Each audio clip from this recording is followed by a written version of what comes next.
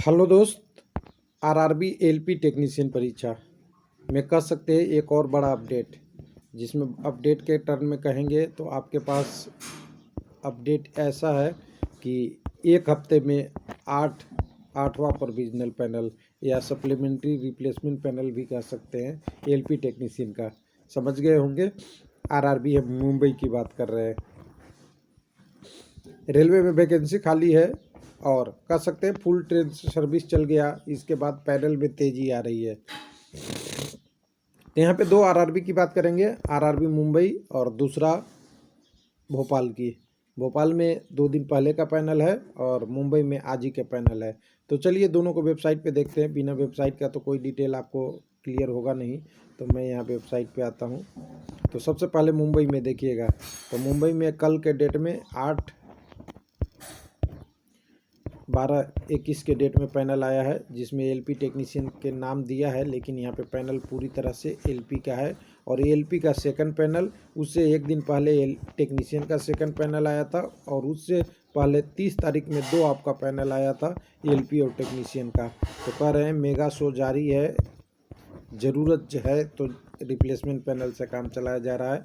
Waiting list वाले candidate को benefit हो रहा है। तो ये तो क्लियर है, इस सारी चीज़ों को देखेंगे, लेकिन सबसे पहले नोटिफिकेशन देखना ज़रूरी है कि उस नोटिस में क्या दिया हुआ है। डेट देख लीजिएगा, 8/12/21 का है। और नीचे में देखेंगे तो यहाँ पे आपका अलग अलग डिटेल है। सेंट्रल रेलवे का दोनों पोस्ट, एलपी इलेक्ट्रिकल और एलपी मैकेनिकल। इलेक्ट्रिकल इधर कैटेगरी नंबर और मैकेनिकल इधर। 27 पोस्ट यहाँ और 27 प्लस 10 पोस्ट यहाँ। 37 लोगों को इन्होंने पैनल में जारी दिया है, पैनल में नाम दिया है। और एकदम बिल्कुल लिखिए, क्लियर लिखा हुआ कि 50% एक्स्ट्रा कैंडिडेट थे, उनको रिकमेंडेड किया गया है आगे की पैनल में सप्लीमेंट्री रिप्लेसमेंट पैनल के रूप में। इनकी आगे की ज्वाइनिंग आपकी डिवीज़न से किया जाएगा और आपको रेलवे वेबसाइट देखनी चाहिए थी फ्यूचर के लिए। अब यहाँ पे डिटेल है, वो डिटेल जिसको बाकी लोगों को इंतज़ार रहता है कि अब कितना कट ऑफ गया। तो अब यूआर के लिए 67 यहाँ पे आपका इलेक्ट्रिकल में और मैकेनिकल में 72 रहा। एसी के बाद आपका 61.44, ओबीसी के 55.02 और एसटी का 55.02, ओबीसी का 66-57 और 66-53 रहा है ये कट ऑफ इस पैनल के बाद। यानी पिछला जितने भी पैनल आए थे उसके बाद का ये है कट ऑफ। और इस कट ऑफ को आप देखेंगे तो इस कट ऑफ के हिसाब से आपका एक चीज़ और क्लियर हो जाएगा। क्या डिटेल में अगर आप इस पैनल में जाते हैं तो अभी भी आ सकती है पैनल। लोगों का सवाल ये रहेगा कि इतनी 4 पैनल आने के बाद भी आएगी क्या। तो देखिए, ज़रूरत रेलवे में पड़ता है तो पैनल 1 देना पड़े या 10 देना पड़े, क्योंकि ये सारी प्रोसेस है। और ध्यान देने वाली बात है कि पैनल आज दिया हुआ है तो इसकी ज्वाइनिंग आज नहीं हो जाएगी, इसमें टाइम लगेगा, क्योंकि अभी ज्वाइनिंग आएगी, उसके बाद फिर ट्रेनिंग होगी और ट्रेनिंग के बाद जब इनको काम ऑन ड्यूटी आएंगे तो उसमें टाइम लगता है। इसलिए प्रोसेस पहले से ही करना पड़ता है, अगर प्रोसेस पहले नहीं हुआ तो डिले हो जाता है। दूसरी की बात करते हैं तो चलेंगे हम दूसरे वेबसाइट पे। तो दूसरा वेबसाइट हमारे पास है आरआरबी भोपाल।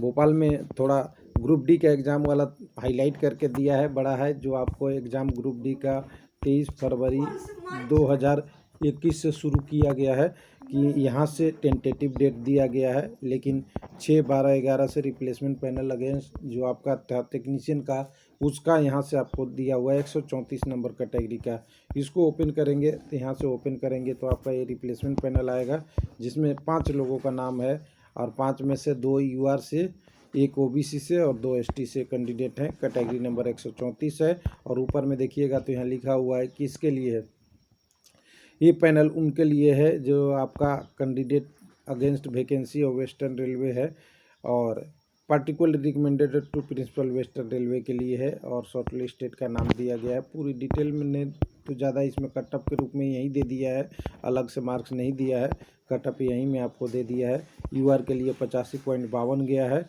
और दोनों कैंडिडेट का सेम नंबर है। उसके बाद आपको 85.33 गया है ओबीसी के लिए और 74.91 और 72 गया है एसटी कैंडिडेट के लिए, जो आगे के लिए रिकमेंडेड किए हैं।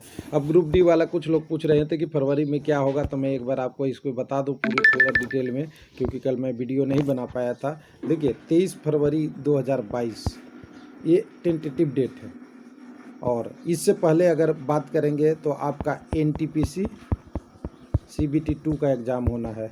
और वो CBT 2 का एग्ज़ाम कब से दिया है, तो वो आपको दिया है 14 से 18 फरवरी। तो बिल्कुल ये प्लानिंग है, रेलवे 14 तारीख से आपको स्टार्ट कर रहा है एग्ज़ाम, और 23 फरवरी से कितने दिनों तक चलेगा, आपका एक सवाल आने वाला था, मैं पहले ही कवर कर लेता हूं। तो देखिए NTPC का देखे तो हमने एग्ज़ाम CBT 1 का 8 फेज 9 फेज तक एग्ज़ाम जा रहा था, मतलब मैं एग्जैक्ट नहीं बता रहा हूं, बस एक रफ बता रहा हूं।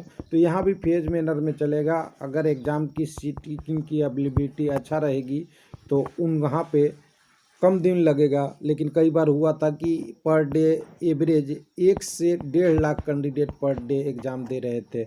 अब उस हिसाब से देखें कि 1 लाख से 1.5 लाख एग्ज़ाम अगर ले लेते हैं डेली पर डे के हिसाब से, ये मिनिमम था, मैक्सिमम करीबी 2-2.5 के आसपास भी था। तो अगर इसके बीच में आप 2 ले लेते हैं एवरेज, तो एग्ज़ाम बहुत लंबा चलने वाला है, क्योंकि कैंडिडेट हैं 1.15 करोड़, करीब करीब, एग्जैक्ट नहीं मैं बता रहा हूँ, 2 भी हो सकता है, 1 करोड़ है कैंडिडेट, क्योंकि एक डाटा ऑफिशियल आया था उसमें ये बताया गया था। तो इतने कैंडिडेटों के लेना है तो एग्ज़ाम तो कम से कम 50 से 60 डे चलेगा, जितना दिन एग्ज़ाम होगा। तो ये कम से कम 7-8 फेज में ये भी आपका जाएगा, जैसा कि फरवरी है। तो फरवरी से अगर शुरू हो रहा है तो ध्यान से देखिएगा, फरवरी से अगर देख लेते हैं तो 2 मंथ तो लगना ही लगना है, यानी फरवरी, मार्च और अप्रैल, ये मिनिमम है 2022 का। तो फरवरी, मार्च, अप्रैल, अब मई में चला जाएगा, अगर बीच में एग्ज़ाम नहीं हुआ तो मई में भी जा सकता है। तो ये लंबी प्रोसेस है, लेकिन अब कुछ लोगों का, जिनका कैंडिडेट का एग्ज़ाम बाद में होता है और जिनका पहले होता है, दोनों में थोड़ा डिफरेंस हो जाता है।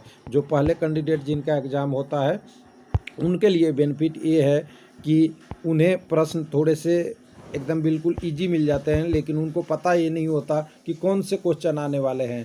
बाद में जो एग्ज़ाम होते हैं उसमें क्या होता है कि क्वेश्चन का एकदम बिल्कुल पता हो जाता है कि कौन से टॉपिक से कितने प्रश्न आ रहे हैं, किस टाइप से लेवल आ रहा है, सब कुछ पता हो जाता है। लेकिन दिक्कत ये होता है कि पहले वाले जो क्वेश्चन है उसको ज़्यादा रिपीट नहीं करके नया क्वेश्चन दिया जाता है, तो डेप्थ बढ़ जाता है, क्वेश्चन का डेप्थ बढ़ता है। हालांकि इक्वेशन बराबर रहता है, रेलवे ऐसा नहीं कहता कि किसी को मैं डिफ़िकल्ट दे रहा हूँ, किसी को ईजी दे रहा हूँ। तो इसके लिए आपको थोड़ा सा वेट करना चाहिए कि आपकी डिटेल क्या आएगी। और कुछ लोग बच गए हैं जो ग्रुप डी का, जिनका एग्जामिनेशन का एप्लीकेशन ही कैंसिल हो गया था अब फ़ोटो सिग्नेचर के कारण, तो उनके लिए 15/12 से लेकर 26/12 तक आप मॉडिफिकेशन कर सकते हैं आप अपनी फ़ोटो और सिग्नेचर को। तो ये सारा डिटेल है। तो रेलवे की हम कह दें, जैसा कि हमने आपको थंबनेल से ही बोला है कि सारी चीज़ें में अब तेज़ी हो रही है। तेज़ी इसलिए कि अब सब कुछ फुल ट्रेनें लगभग चल रही है, लेकिन कुछ लोग का ये भी सवाल है कि क्या नेक्स्ट कोरोना का आएगा, उसमें क्या होगा। तो दोस्त देखिए, अब कोरोना का हमें प्रिकॉशन तो लेना ही पड़ेगा, क्योंकि ये तो हमारी समस्या हो गई है। लेकिन अब कितने दिनों तक सारी चीज़ों को रोक के रखेंगे ये डिपेंड करता है। तो आपको लाइफ भी चलानी है, सिस्टम भी चलानी है और सेफ्टी भी रखना है। तो हो सकता है धीरे धीरे हो कम मैनर में प्रिपरेशन के बाद आपके एग्ज़ाम चलते रहे। ज़्यादा रुकने की संभावनाएं अब कम है, लेकिन अगर वर्थ केस रहेगा तो उसमें तो कुछ नहीं कहा जा सकता। थैंक यू, धन्यवाद।